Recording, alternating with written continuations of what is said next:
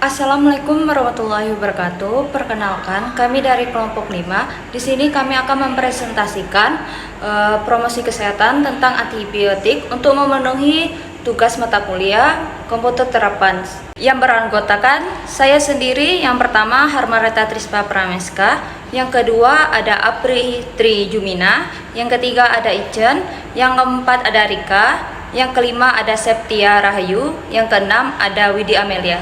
Selamat menyaksikan. Apa itu antibiotik? Antibiotik adalah obat yang digunakan untuk mengatasi infeksi bakteri yang bersifat bakterisid, membunuh bakteri atau bakteriostatik, mencegah berkembangnya biak bakteri. Baik, selanjutnya cara menggunakan antibiotik yang baik dan benar. Pertama, gunakan antibiotik hanya dengan resep dari dokter.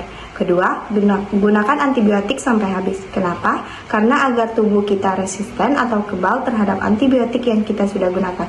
Ketiga, tidak boleh menggunakan antibiotik sisa dari orang lain atau berbagi dengan orang lain. Keempat, tidak semua penyakit harus menggunakan antibiotik.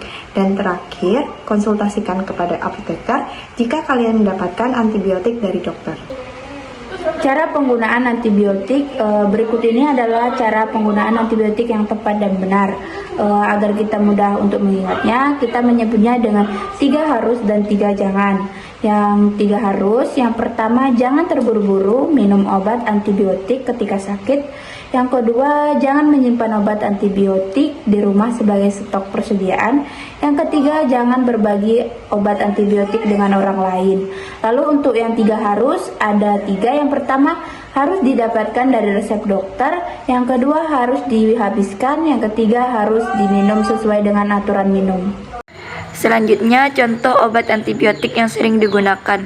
Yang pertama ada amoxicillin, yang kedua ada cotrimoxazole, dan yang ketiga ada cefadroxil. Apa itu resistensi antibiotik? Resistensi antibiotik adalah sebagai kemampuan mikroorganisme untuk menghambat aksi dari agen antimikroba, dan fenomena ini terjadi ketika antibiotik kehilangan efisiensinya untuk menghambat pertumbuhan bakteri.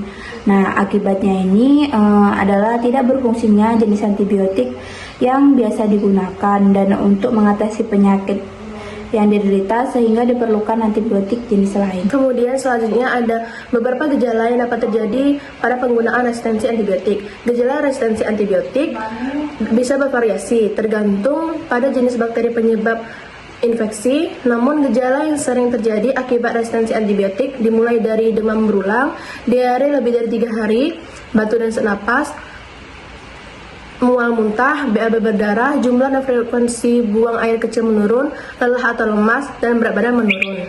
Selanjutnya, apa yang menyebabkan resistensi antibiotik? Yang pertama, minum antibiotik walaupun penyakit yang diderita bukan disebabkan oleh infeksi bakteri, misalnya batuk, pilek yang biasanya disebabkan oleh virus.